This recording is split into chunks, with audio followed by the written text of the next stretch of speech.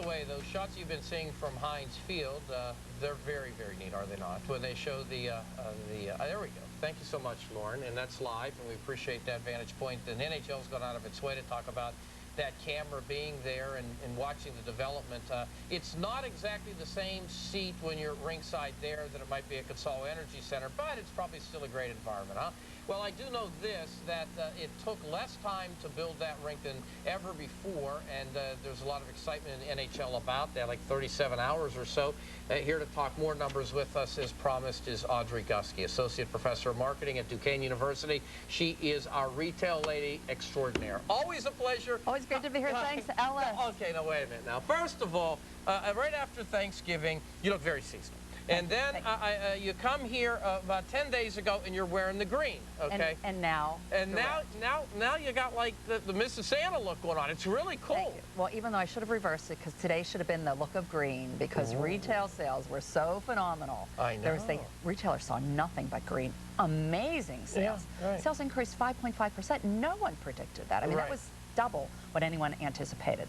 So very good news for retail. And we'll go through some of those numbers, and both in terms of the percentages, relative development since 2007, which I guess was the greatest of all time, and then for that matter, some of the actual numbers. Okay, sure. We'll do all of that. But let's talk about what we've been talking about here so far, and that is this Winter Classic. And of course, I talked about it from the league perspective. The sponsorship dollars are up. The ratings will be great, of course, depending on what time the game starts and anybody knowing that detail. But for that matter, again, revenue, ad dollars, and so forth up. Talk a little bit about how you see the impact here. It's phenomenal. I mean, it is really amazing for the city because it puts that showcase.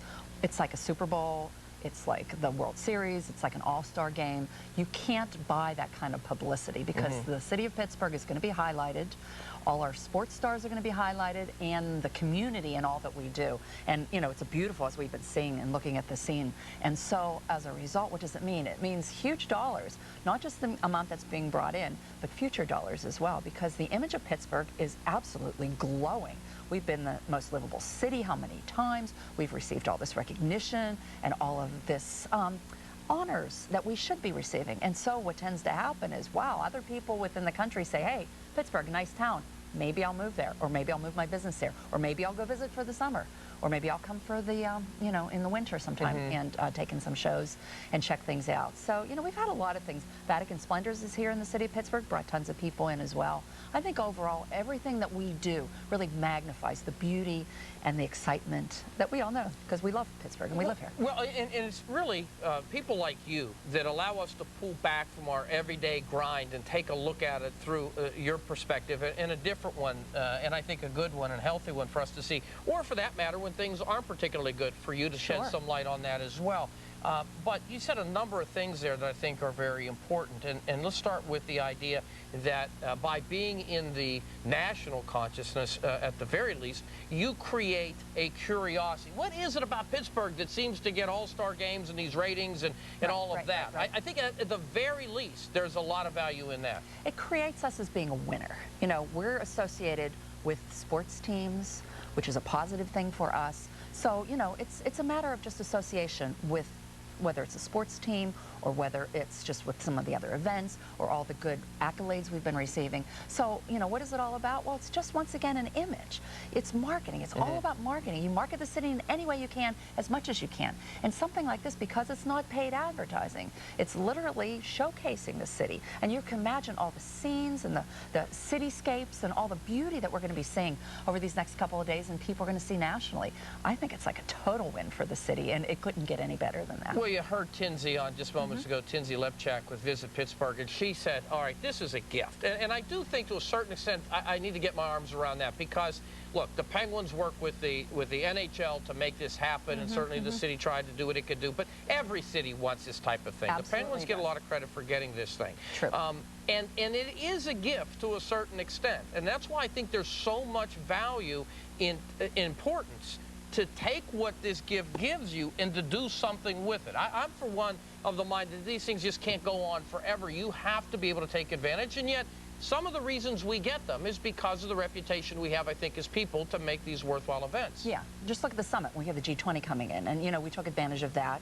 We had some good press, good publicity, good visibility. I think we're going to take advantage of this too. I think if we just add up all of the different benefits and the wonderful things that have happened to Pittsburgh lately, and just shout it out to the overall country and say, hey, we're a great place to live, we're a great place to visit, we're a great place to start a business. And I think the more people hear it, it's that repetition, Right. and it keeps saying, wow, Pittsburgh is fabulous, and people start to believe it, because you know what? It's all a matter of perceptions, and the perceptions that people are hearing and seeing is that Pittsburgh is A-OK, in fact, better than A-OK, one of the best cities. You know, for President Obama to have chosen us for the G20 was, once again, a recognition of how much we've come economically, Right. socially, and, you know, add all that up together. It's like, wow. Now, look, this event is said to bring in economic impact about $25 million, more than for a Steeler a playoff game, just to put that into some perspective. But this doesn't happen, obviously, with any great frequency. You're the marketing expert, I'm not. If I'm selling this, here's how I'm selling it. I'm showing everybody what has happened. I'm showing this award, this title, this game, this honor, all of that. Yes. But I'm making it seem, and in fact I'm portraying it as, these are other people saying something about us. The president picked it. The Right. NHL picked it. This magazine picked this time. It's not just us saying what it is. It's what, in fact, others have already said or done that you should believe. Exactly, and you bring up a good point, because unfortunately as Pittsburghers, we sometimes think that our city is like the best kept secret. We don't shout out, we don't boast about ourselves, Right. and maybe we could be doing that too. Hey, we are great, we are phenomenal, come and visit us. Other people are saying these things, Right. but we believe it as well, because Right. that's why we're here and why we love Pittsburgh. We're the biggest cheerleaders, and we should be cheerleaders for ourselves as well. Particularly if we're wearing red. Yeah. All right, we're going to come back with one final segment with Audrey Gusky and talk to her about why she points out all the retailers are seeing green. Come on back now. 2 minutes, PCNC. Okay, everybody, welcome back. And I did that very quickly. Welcome back, everybody, as we get through one more segment here at Night Talk on PCNC. So we have video, I understand, Lauren says, and Courtney from NHL and NHL.com, which is, I guess, a time-lapse video building the rink. Oh, here we go. Oh, look how cool this is. Really? Oh, this is not. Okay, now I'm scared. Now, wait a minute. Whoa. Wait a minute. Is it done? Look at this, Audrey Gusky, Associate Professor of Marketing at Ellis, Duquesne. is that phenomenal or what? Day and night, over and over again. How many times are you going to build this thing? It's like Lego's gone crazy. They're faster than Santa's elves out there.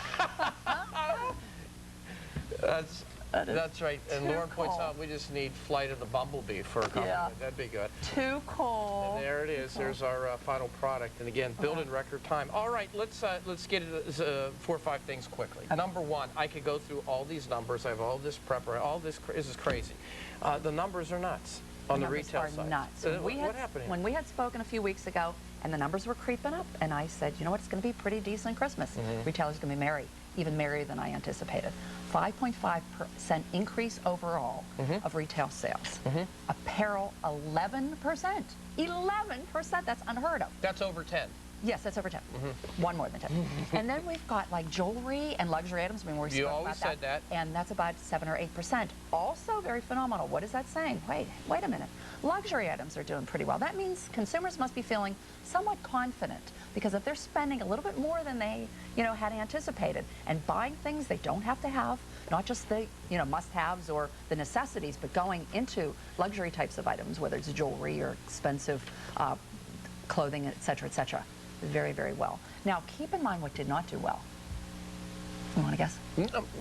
Go ahead. Electronics. I was going to say electronics. 1.2% increase only. Why? Now, the problem was the electronics were priced so low, and there were so many sales, that I think that overall retailers weren't making much of a profit on it. And people were spending on clothes, which is like, wow. Yeah, this is nuts. You purposely asked me that question because you knew the last time you asked me a question when you were on about this topic, I answered electronics correctly. See, you're an associate professor of marketing. I like how you think. Attention. All right, okay, I'm going to try to be a good student here. Consumer spending accounts for nearly 70% of U.S. economic activity. Pretty important to have everybody out buying. It is extremely important. What does this mean to 2011? Implications.